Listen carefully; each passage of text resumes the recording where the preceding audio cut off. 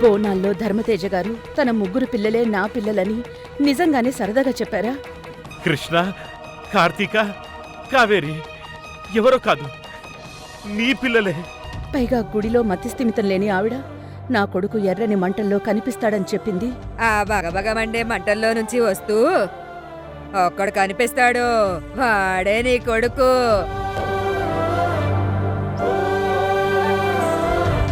ఆవిడ చెప్పినట్టే ఎర్రని మంటల్లో నాకు కృష్ణ కనిపించాడు. అంటే కృష్ణ నా కొడుకే కదా. కానీ చిత్రావతి వాళ్ళని తన పిల్లలంటుంది. ఎప్పటికీ వీళ్ళు నా పిల్లలే. తల్లిని చెప్తున్నాను వినుకో, నీ పిల్లలు నిండు నూరేళ్ల ఆయుష్తో బ్రతికే ఉన్నారు. నాకంత అయోమయంగా ఉంది. కానీ వాళ్ళు నా కన్న పిల్లలేమో అని నా మనసు అనుమానిస్తోంది. ఒకవేళ లాస్ట్ టైం చేయించిన DNA టెస్ట్లో ఏదైనా పొరపాటు జరిగిందా? ఇన్ని రోజులు ధర్మతేజ గారికి గతం గుర్తుకొస్తే చాలు నా పిల్లల ఆచూకీ తెలుస్తుందనుకున్నాను. కానీ ఆయన జ్ఞాపకాలు కూడా నన్ను నా పిల్లలకి దగ్గరికి చేర్చలేకపోతున్నాయి. ఏదో జరుగుతుంది. నాకు తెలియని ఏదో నిజం నా దగ్గర వరకు వచ్చి ఆగిపోతోంది. ఆ నిజమేంటో నాకు తెలియాలి అంటే ఆ పిల్లలకి మళ్ళీ DNA టెస్ట్ జరిపించాలి.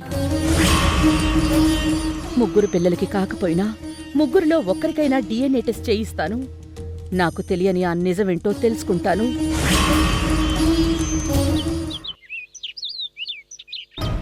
ఒకసారి నేను చెప్పేది కూడా వినండి బాబాయ్. రేయ్, నువ్వు ఎన్నైనా చెప్పు, ఏమైనా చెప్పు, నేను మాత్రం విందల్చుకోలేదురా. ఇదిగో, నేను ఇంకా ఆగే ప్రసక్తి లేదు భార్గవి. ఇప్పుడు అప్పుడే కళ్యాణ్ పెళ్ళొద్దని నువ్వు నెత్తునరు కొట్టుకొని బాదుకున్నా సరే నేను అస్సలు విన్నాం. కళ్యాణ్ పెళ్లి వద్దని నేనెక్కడన్నానండి?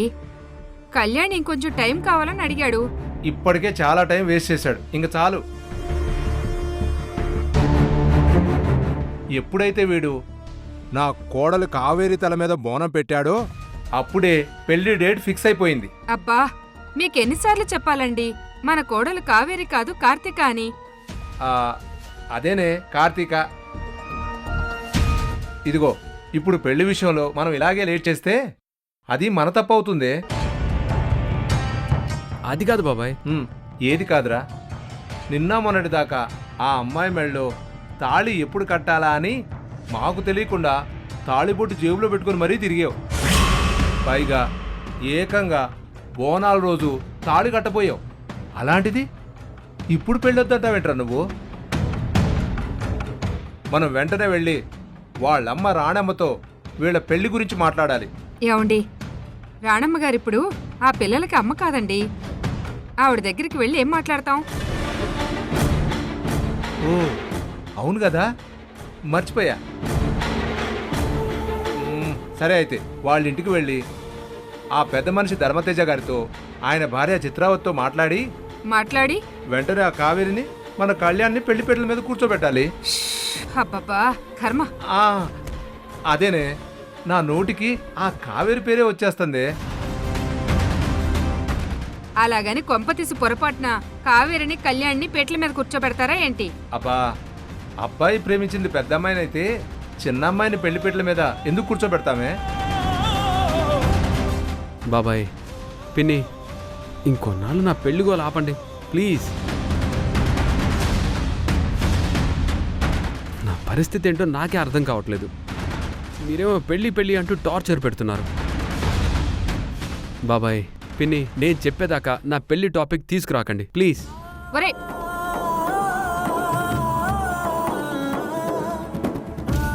వాడు పెళ్లి వద్దంటున్నాడు కదండి. వాడి మొహం వాడికేం తెలిసే, వాడు అలాగే అంటాడు. మనం మాత్రం మన పని చేసుకుంటూ పోదాం. అంటే ఏంటి మీ ఉద్దేశం? కళ్యాణ్కి కావేరికి పెళ్లి ఏర్పాట్లు చేసేద్దామా? కావేరితో కాదే, కార్తీకతో. నామతి మండ, మీ మతి మరిపే నాకొచ్చినట్టుంది. ఇదిగో ఏది ఏమైనా సరే ఆగేదే లేదు. వెంటనే నిశ్చితార్థం ఏర్పాటు చేసేసి పెళ్లికి ముహూర్తం పెట్టించాల్సిందే.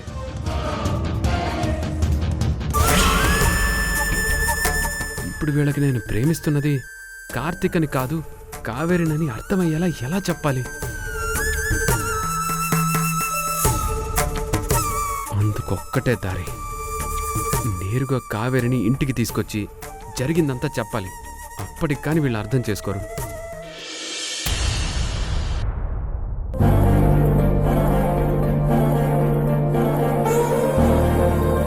హాయ్ అమ్మా. హాయ్ కావేరి, రా. హాస్పిటల్కి రమ్మని ఫోన్ చేశావు. ఏమైందమ్మా? ఎవరికైనా బాలేదా? అవునమ్మా, తెలిసిన వాళ్ళ అమ్మాయికి యాక్సిడెంట్ జరిగింది. అర్జెంటుగా బ్లడ్ ఎక్కించాలి. అందుకే నిన్ను పిలిపించాను. ఎవరికైనా సహాయం చెయ్యాలంటే చాలు, ముందు వెనుక ఏమి చూడవమ్మా నువ్వు. ఆ బంగారు మనసే మా రానమ్మని అందనంత ఎత్తులో నిలబెట్టింది. నువ్విలాంటి మంచి పని కోసం రమ్మనాలే గాని నేను రాకుండా ఉంటానా? చెప్పు, ఎంత బ్లడ్ ఇవ్వడానికైనా నేను రెడీగా ఉన్నాను. అవును, నీ బ్లడ్ గ్రూప్ ఏంటమ్మా? నాకు తెలీదమ్మా. మరేం పర్వాలేదు. ఇక్కడ బ్లడ్ శాంపిల్ ఇస్తే వాళ్ళు వెంటనే బ్లడ్ గ్రూప్ ఏంటో చెప్పేస్తారు. ఒకవేళ నీ బ్లడ్ గ్రూప్ మ్యాచ్ అయితే నువ్వు బ్లడ్ డొనేట్ చేస్తావు. సరే అమ్మా. సరే, రా.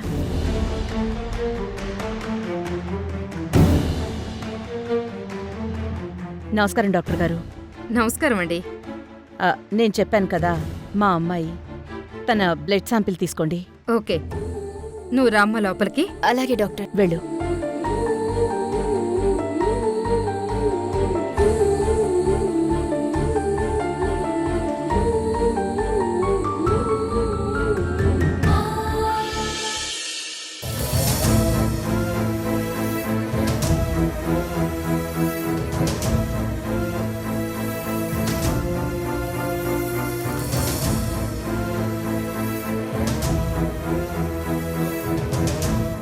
కావేరి, నువ్వు బయట వెయిట్ చేయి. నేను బ్లడ్ గ్రూప్ ఏంటో తెలుసుకుని వచ్చేస్తాను. సరే అమ్మా. ఇప్పుడు ల్యాబ్కి పంపిస్తే డిఎన్ఏ రిపోర్ట్స్ రావడానికి ఎన్ని రోజులు పడుతుంది డాక్టర్? టైం పడుతుంది మేడం. డాక్టర్, ఈ డిఎన్ఏ టెస్ట్ రిపోర్ట్స్ మార్చడం గానీ బ్లడ్ శాంపిల్స్ మార్చడం గానీ జరిగే ఛాన్స్ ఏమైనా ఉందా? ఎందుకంటే ఈ డిఎన్ఏ రిపోర్ట్స్ మీదే నా పిల్లలు ఎవరు అన్నది ఆధారపడుంది. ఇలాంటివన్నీ బయట ఎక్కడైనా జరగొచ్చు మేడం. మా ల్యాబ్లో జరిగే ఛాన్సే లేదు. మీరలాంటి భయాలేం పెట్టుకోకుండా ధైర్యంగా వెళ్ళండి. థ్యాంక్ యూ డాక్టర్, వస్తాను.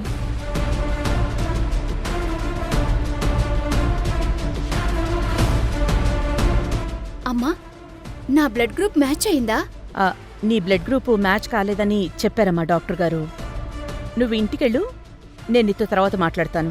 అయ్యో, అవునా? సర్లే అమ్మా, బాయ్, నేను వెళ్తాను. సరే, జాగ్రత్త.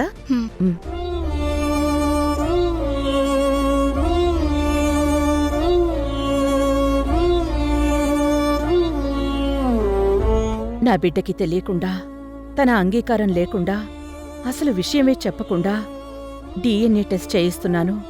అది నా తప్పే. కానీ తప్పడం లేదు కావేరి.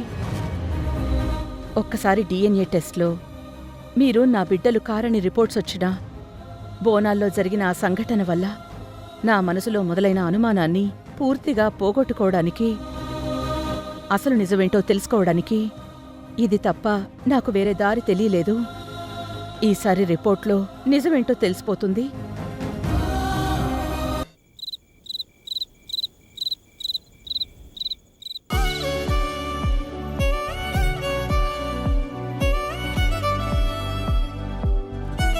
ఓయ్, చూసావా? గుడిలో నీకు దొరకకుండా ఎంత తెలివిగా తప్పించుకున్నానో.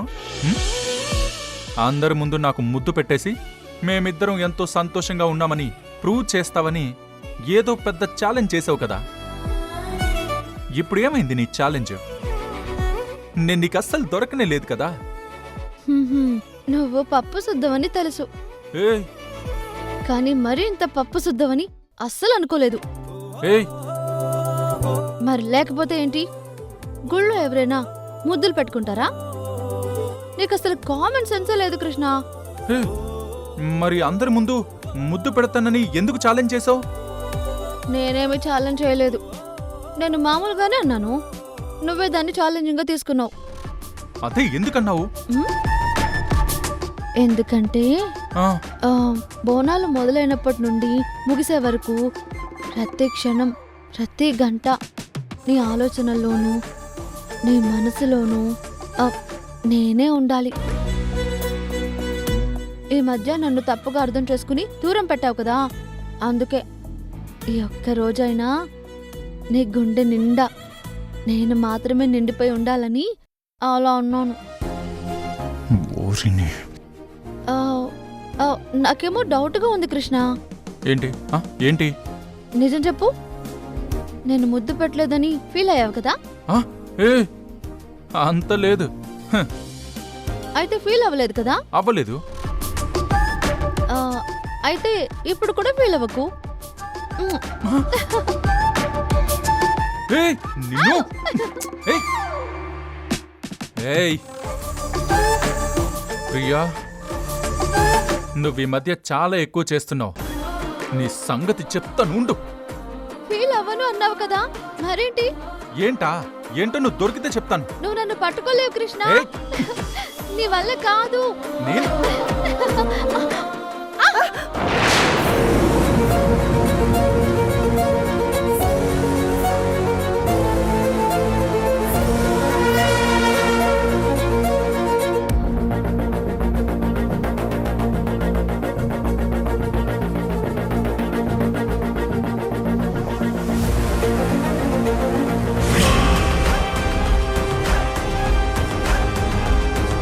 సారీ అత్తయ్య, చూసుకోలేదు. పర్వాలేదు కోడలు గారు, మరేం పర్వాలేదు. ఏంటన్నా, మీ సంతోషాలకి నేనేమైనా అడ్డొచ్చానా? మీ ఆనందాలకి నేనేమైనా ఆటంకంగా ఉన్నానా అని అడుగుతున్నా. అమ్మా, ఏమంటున్నావమ్మా? మారిపోయావు కృష్ణ. నువ్వు పూర్తిగా మారిపోయి అన్నీ మర్చిపోయావు. చేసింది తప్పైతే క్షమించొచ్చు, తిరిగి దగ్గరికి తీసుకోవచ్చు. కానీ చేసింది ద్రోహమైతే జీవితంలో క్షమించకూడదురా, దగ్గరికి రానివ్వకూడదు.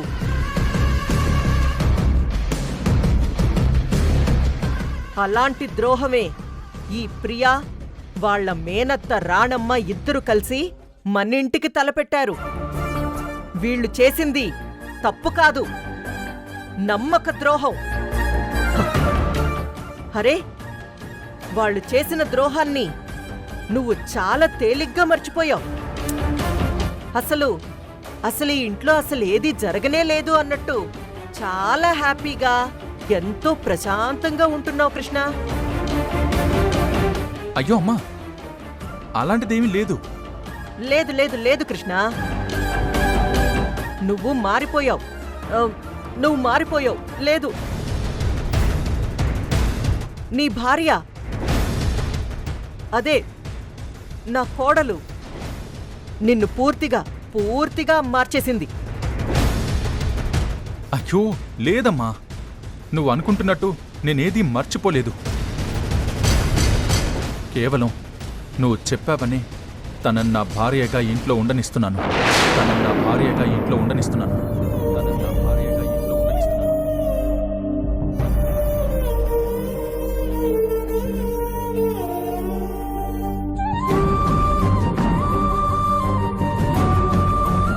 వాస్తవానికి వీళ్ళు చేసిన ద్రోహానికి ఆ రోజే బయటికి పంపించేసేదాన్ని.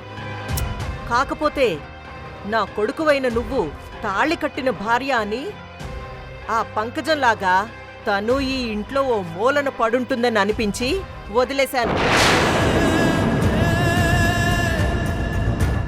పోన్లే, అయ్యిందేదో అయిపోయింది.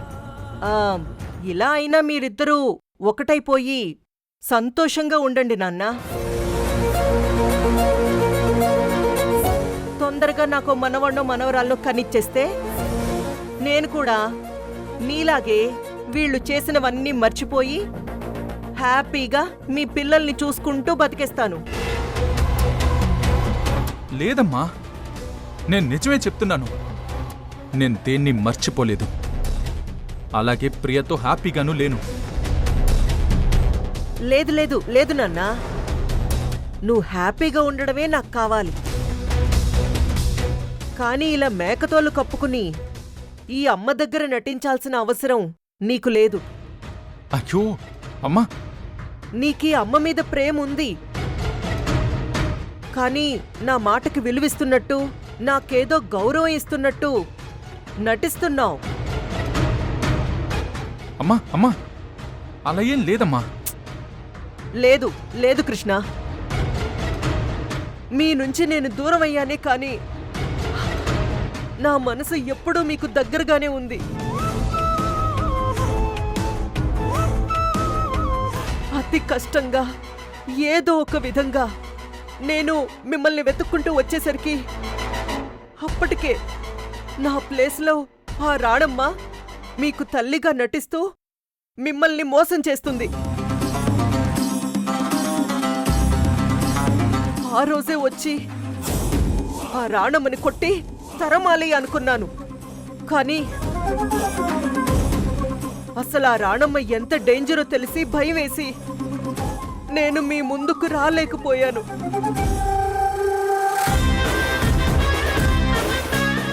అసలు అంతెందుకు, ఈ ప్రియ ఎవరన్న నిజం తెలిసినా నీ పెళ్ళి అంటే నా కొడుకు పెళ్లి కళ్ళారా చూడాలనిపించి నీ పెళ్లికి కూడా నేనొచ్చాను తెలుసా? అమ్మా, నువ్వు నా పెళ్ళికొచ్చావా? అవును నాన్న, పెళ్ళయ్యేంత వరకు అక్కడే ఒక మూలన ఉండి అందరితో పాటు మిమ్మల్ని ఆశీర్వదించి వెళ్ళాను. మరి ఎందుకమ్మా మమ్మల్ని కలిసి ఆ రోజు మాకు నిజం చెప్పలేదు? ఎలా ఎలా కలవమంటావు, ఎలా నిజం చెప్పమంటావు? అప్పటికే వీళ్ళు మిమ్మల్ని మోసం చేస్తున్నారని తెలుసు, కానీ అందుకు తగ్గ ఆధారాలేవి నా దగ్గర లేవే. ఆ తర్వాతే కదా ఆధారాలన్నీ సేకరించి ఈ ఇంటికొచ్చాను. ఒకవేళ అవే ఆధారాలు నీ పెళ్ళప్పటికీ నా దగ్గర ఉండుంటే అసలు ఈ ప్రియతో నీ పెళ్లి జరగనిచ్చేదాన్నే కాదు.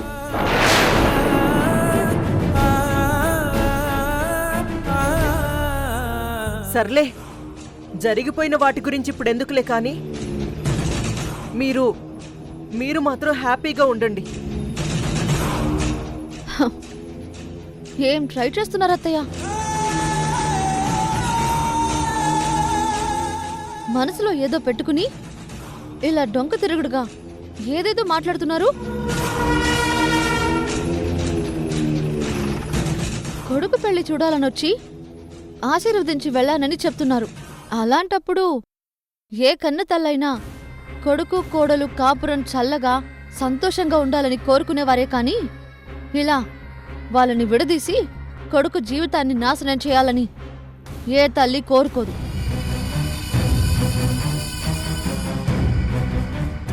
అవును, మేం చేసింది ఓ రకంగా తప్పే అయ్యుండొచ్చు, కానీ దీనివల్ల నేను కాని మా అత్తయ్య కాని ఏం లాభపడ్డట్టు? ఏంటి, ఏమీ లాభపడలేదా? ఆస్తి మొత్తం ఇప్పటికీ మీ అత్తయ్య పేరునే ఉంది. అది లాభం కాదా అమ్మా? ఈ ఇంటి పని మనిషికి ఉండాల్సిన అర్హత కూడా లేని నువ్వు ఏకంగా ఈ ఇంటికి కోడలువే అయిపోయావు. అది నీకు లాభం కాదా అమ్మా? అంతెందుకు, అసలు అడుగుతున్నాను, మీ ఇంట్లో ఏసీ ఉందా? కనీసం వాషింగ్ మెషిన్ ఉందా? ఉండదు, ఏదీ ఉండదు. ఇప్పుడు నువ్వు నీ మెళ్ళో అలంకరించుకుంటున్నావే నగలు, నువ్వు కట్టుకుంటున్న ఖరీదైన బట్టలు, ఈ లగ్జరీ అయిన లైఫ్, ఇవన్నీ ఏంటి? మీరు ప్లాన్ చేసి పొందుతున్న లాభాలు కాదా?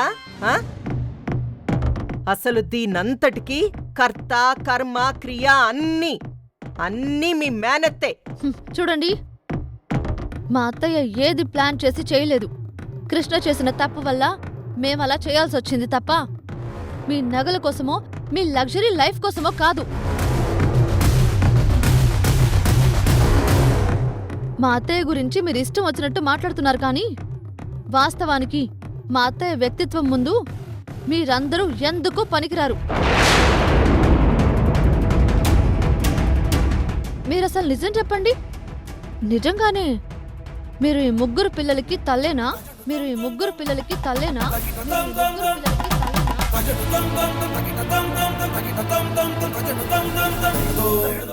ఆ డిఎన్ఏ టెస్ట్ రిపోర్ట్లో ఏముంది?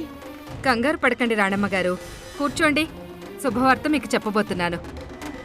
కూర్చోండి. డాక్టర్, తొందరగా చెప్పండి. కావేరి మీ కూతురి రాణమ్మ గారు.